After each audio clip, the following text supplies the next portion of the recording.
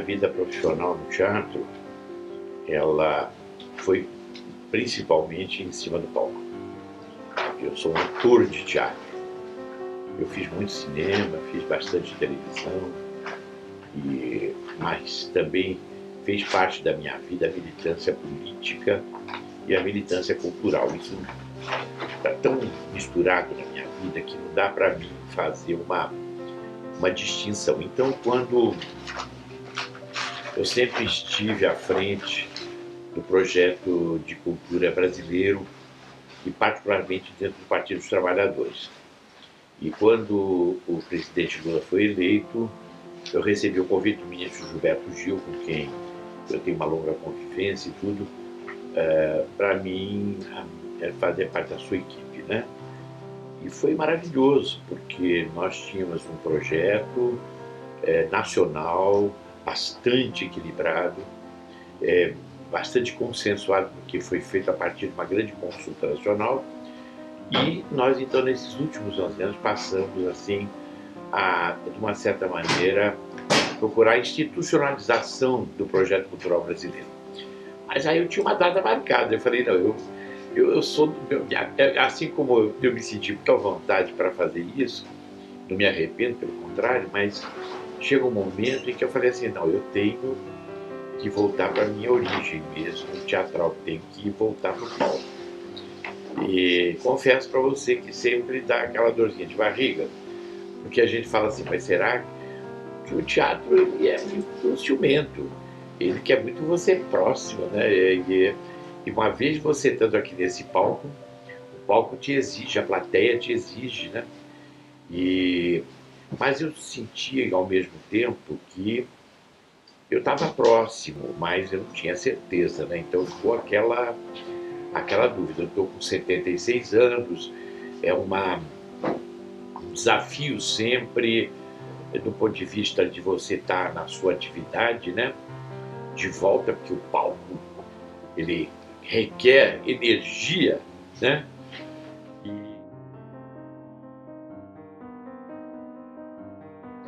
E eu falei, não, eu quero fazer minha volta ao palco com uma peça que seja fácil de viajar, porque eu quero viajar pelo Brasil, e uma peça que eu tenho certeza que o público já acolheu muito bem na montagem do Paulo Autran. E aí começamos a ensaiar, e no primeiro dia que eu entrei aqui, nós começamos a ensaiar nesse palco aqui mesmo. Os ensaios foram aqui no palco. Aí eu falei, ai, que delícia, estou voltando para minha casa.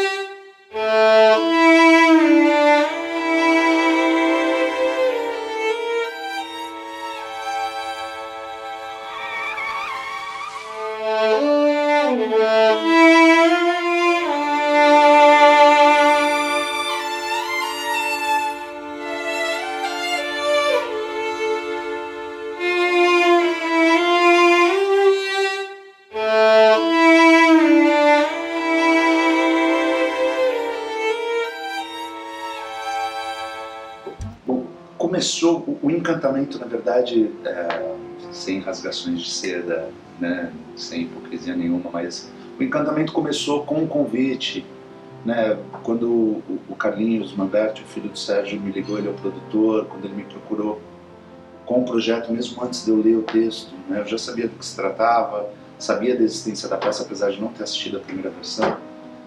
Mas o fato já de, olha, é você e meu pai em cena, são vocês dois.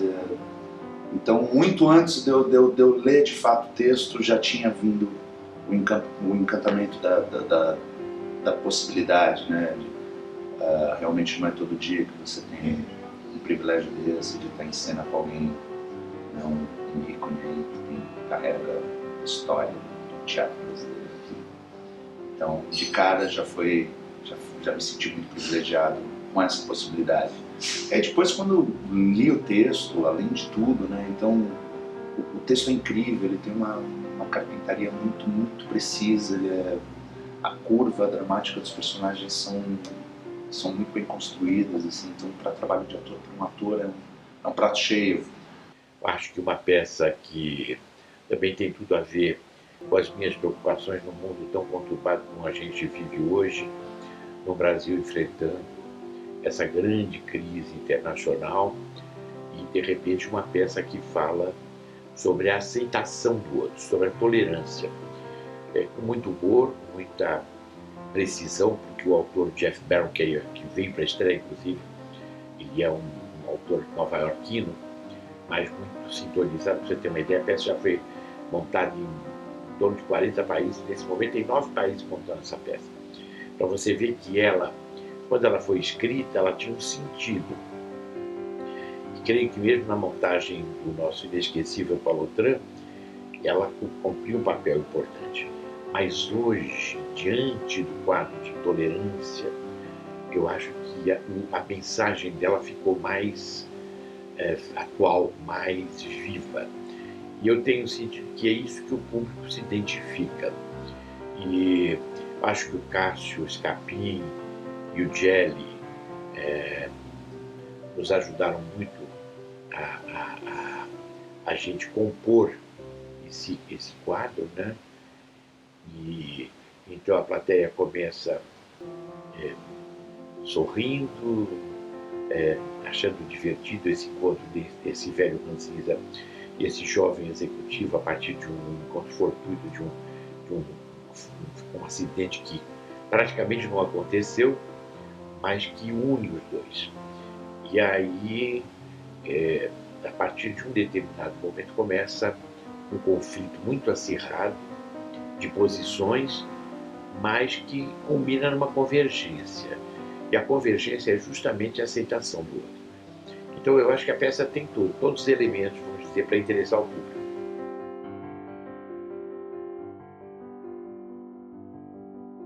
O Cássio, nós estávamos conversando sobre a possibilidade de fazer alguma coisa em torno do Rá-Tim-Bum.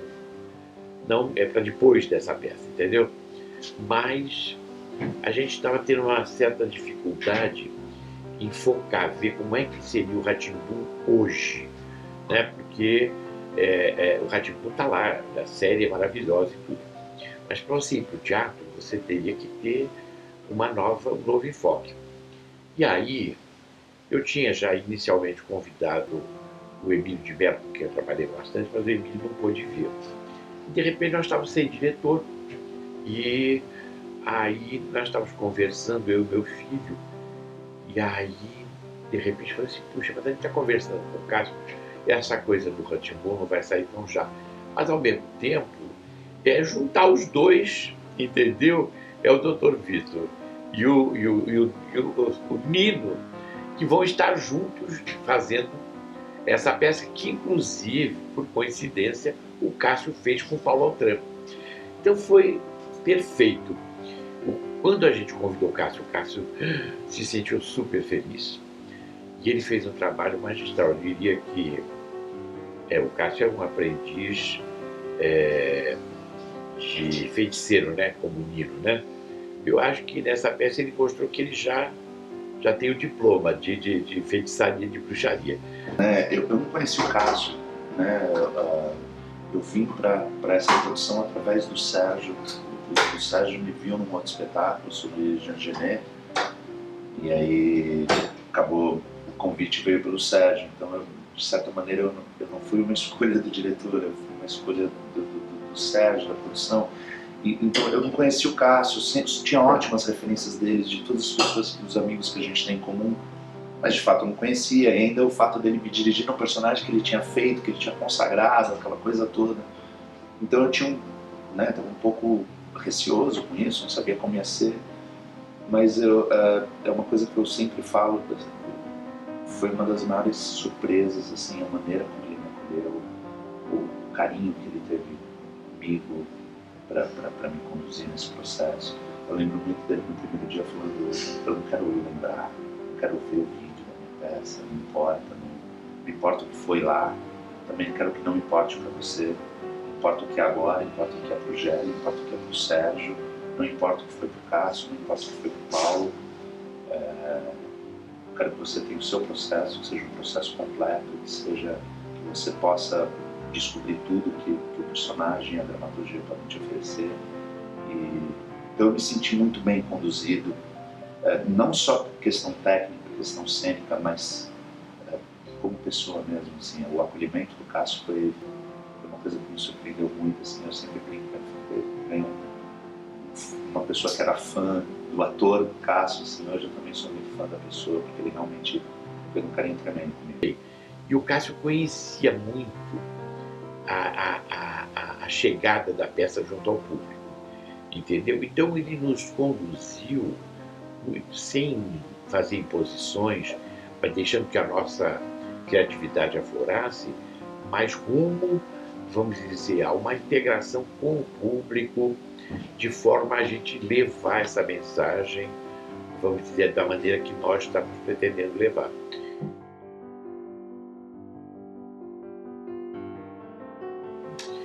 Olha, ele se dá em primeiro lugar a partir de 2 desejos que cada um tem no início da peça. O senhor não quer saber de ninguém dentro do apartamento e para o Gardner é muito, vamos dizer,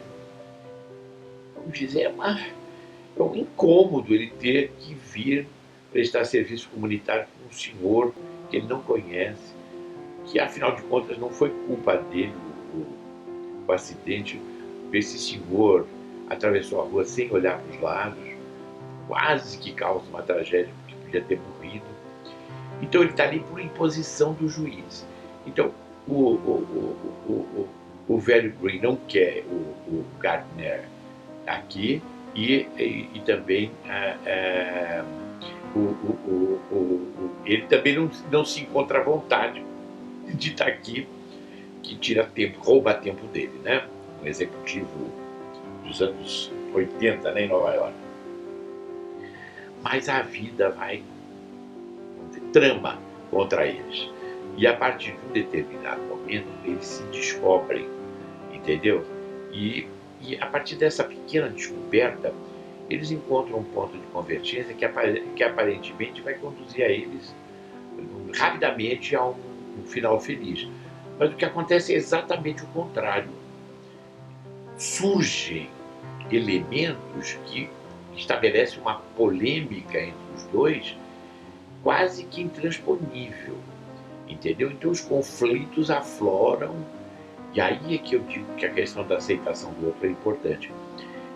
Esse conflito muitas vezes tem contornos, vamos dizer, extremamente bem-humorados, mas aos poucos vai adquirindo uma densidade dramática muito forte. E depois de um longo embate, eles conseguem finalmente vislumbrar um caminho, vamos dizer, de convivência e de aceitação, justamente a partir desse exercício que se faz dentro do texto, que eu acho que seria um exercício básico para as pessoas no mundo de hoje, que é de você ter, não é a tolerância, porque a tolerância é um pouco arrogante, é um pouco você tolera.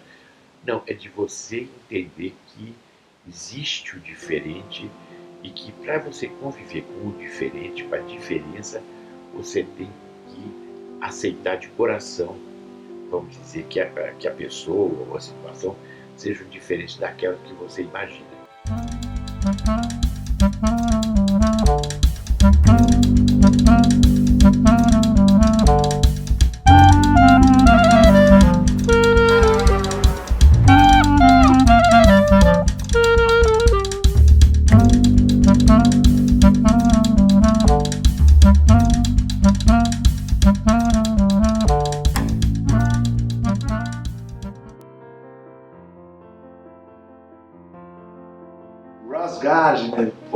Ross Gardner, acho que acima de tudo ele é um bom moço, ele é um cara muito bacana,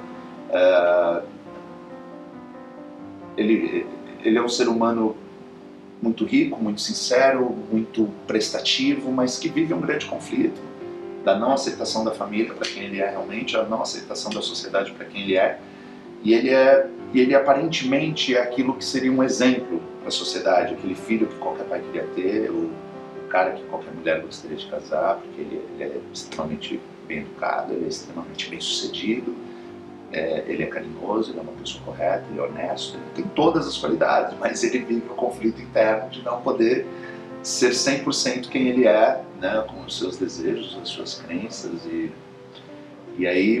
essa é a grande trama, né, da peça, como através da relação do Ross, como o Ross age sobre o Sr. Green e automaticamente vice-versa também, como o Sr. Green age sobre o Ross e como eles vão se transformando naquilo que eles realmente são através da influência desse desconhecido, né? Acho que essa é a grande beleza disso tudo.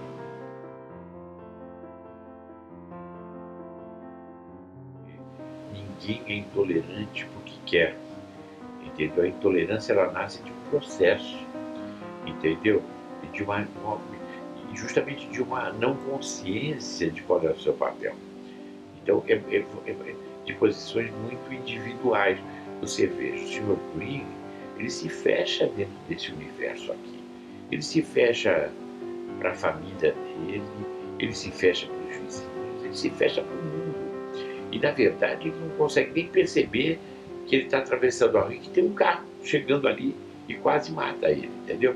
Ou seja, é quase um movimento, vamos dizer, de isolamento, que não permite que ele troque experiências, que não permite que ele se fecha para o mundo.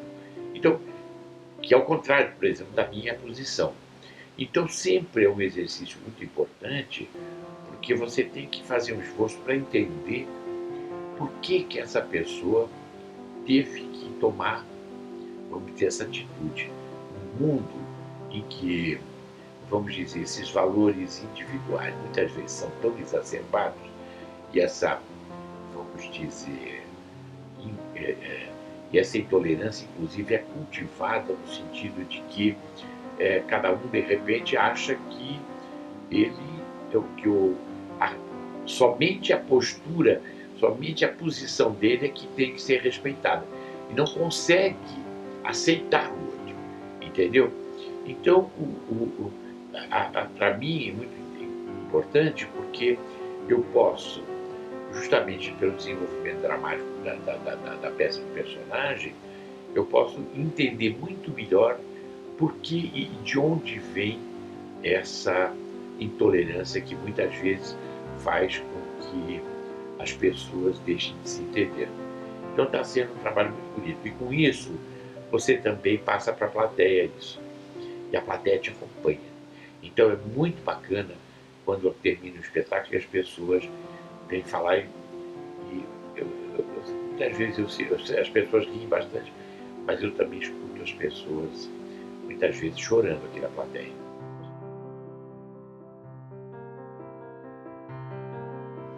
A experiência por si só já é incrível, né? Aquilo que eu falei antes, não é sempre que você tem essa oportunidade. Muitos atores vão passar uma vida sem ter essa oportunidade, né? O Sérgio tem de carreira mais do que eu tenho de vida. E eu não sou tão novinho assim, eu já estou beirando os 40, mas enfim. Então é muito um aprendizado constante. A gente tem uma química que realmente funciona muito bem no palco, assim. A gente se olha de verdade, a gente joga de verdade, a gente está o tempo inteiro atento um no outro. É um jogo muito, muito prazeroso, muito, muito sincero. Além disso, a gente criou uma amizade muito grande que, né, ela não seria absolutamente necessária para o trabalho, mas quando ela existe, também reflete no trabalho, né? Então, eu e o Sérgio, a gente criou essa relação muito próxima, essa amizade muito grande, e acho que isso reflete no nosso desempenho como dupla, né?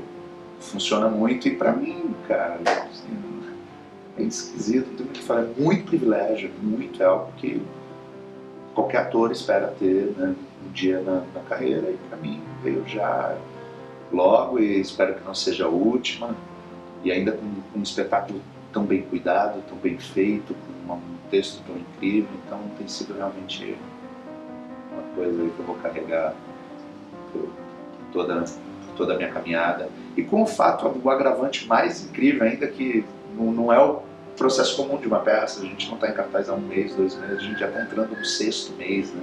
É 6 meses de nós dois, só nós dois no palco, essa coisa toda, então tem sido um processo incrível mesmo.